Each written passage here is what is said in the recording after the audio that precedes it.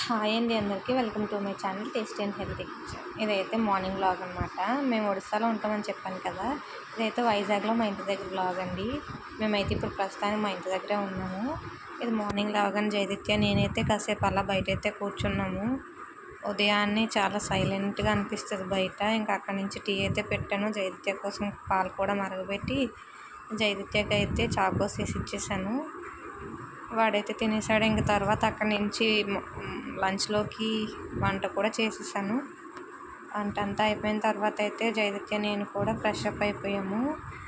స్నానానికి వెళ్ళే ముందైతే వాషింగ్ మిషన్లో బట్టలు కూడా వేసేసానండి. వర్షం అయితే 3 days నుంచి అలా పడుతూనే ఉంది కదా, అందుకని చెప్పి ఈరోజు కొంచెం బాగుందని చెప్పి బట్టలన్నీ కూడా వాషింగ్ మిషన్లో అయితే వేసేసాను.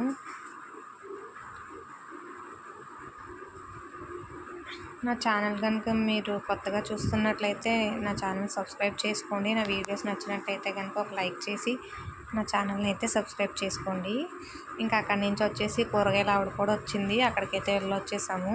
తర్వాత అయితే ఇంక ఈవినింగ్కి స్నాక్స్లోకి వచ్చేసి కొమ్ము శనగలతో వడలు అయితే వేసానండి. చాలా బాగుంటాయి. కొమ్ము శనగలు మనకి ఎంతో హెల్తీ కదా, అలాగే వాటితో టేస్టీగా అయితే చేసుకోవచ్చు. నానబెట్టిన కొమ్ము శనగల్లో కొంచెం పచ్చిమిర్చి అలాగే అల్లం కూడా వేసుకొని గ్రైండ్ చేసుకోవాలి. వీడియోలో చూస్తున్నారు కదా, అలా కన్సిస్టెన్సీ వడలో ఒత్తుకునేలా ఉంటే అయితే మనకు సరిపోతుంది.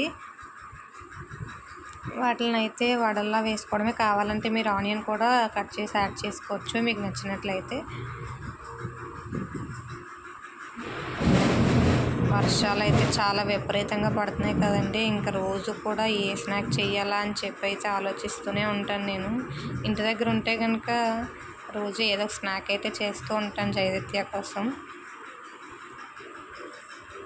అలాగే నా ఛానల్లో మంచి మంచి రెసిపీస్ అయితే పెడతానండి. మీరు ఇలాగే నాకు సపోర్ట్ చేస్తూ ఉండాలని అనుకుంటున్నాను.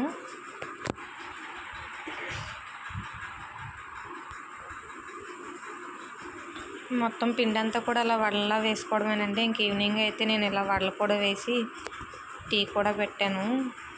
మా ఇంట్లో వాళ్ళందరూ అయితే చాలా ఎంజాయ్ చేసి తిన్నారండి. మీరందరూ కూడా ఎప్పుడు ట్రై చేయకుండా ఉంటే కనుక ట్రై చేసి చూడండి, చాలా బాగుంటుంది. జైదిత్య అయితే పక్క నుంచి కొంచెం ఇబ్బంది పెడుతున్నాడు, అందుకే వాయిస్ కొంచెం కన్ఫ్యూజన్గా ఉంటే ఏమనుకోవద్దు. ఇలాంటి వర్షాల్లో అయితే మంచి మంచి రెసిపీస్ అయితే చేసుకుంటే చాలా బాగుంటుంది. మీరందరూ కూడా ఇంట్లో ఇలానే చేసుకుంటారా? మీరందరూ అయితే ఎలాంటి రెసిపీస్ చేసుకుంటున్నారు, వర్షాన్ని ఎలా ఎంజాయ్ చేస్తున్నారో నాకైతే కామెంట్ సెక్షన్లో చెప్పండి. మేమైతే రోజుకు ఐటెం చేసుకుంటూ ఉంటాం. ఇంటి దగ్గర ఖాళీగానే ఉంటాం కదా, వాళ్ళు అయితే చూసారు కదా, 2 వైపులా అలా తిప్పుకుంటూ కూడా మనమైతే వాటిని ఫ్రై చేసుకోవచ్చు.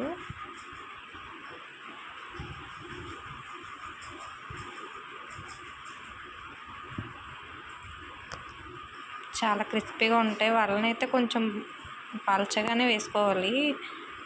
ముద్దగా వేసుకుంటే ఏంటంటే మనకి లోపల వరకు ఉడకదండి, శనగపప్పు కదా, అదే కొమ్ము శనగలు కదా, అందుకని ఇక్కడితో అయితే వీడియోని ఎండ్ చేస్తున్నానండి.